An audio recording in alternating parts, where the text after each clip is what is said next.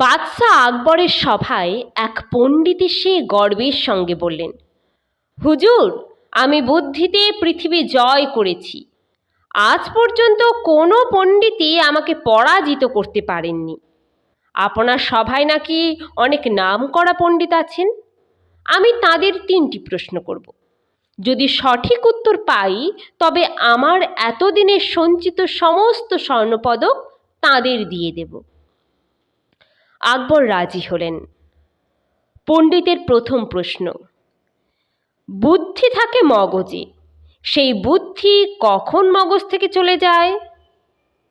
প্রশ্ন শুনে সভাসদরা ওর মুখের দিকে তাকাতে লাগলেন। তখন বীরবল বললেন, দিনরাত যারা কেবল স্বপ্নের জাল বুনে চলে তাদের মগজ থেকে বুদ্ধি বেরিয়ে যায়। পণ্ডিতের দ্বিতীয় প্রশ্ন,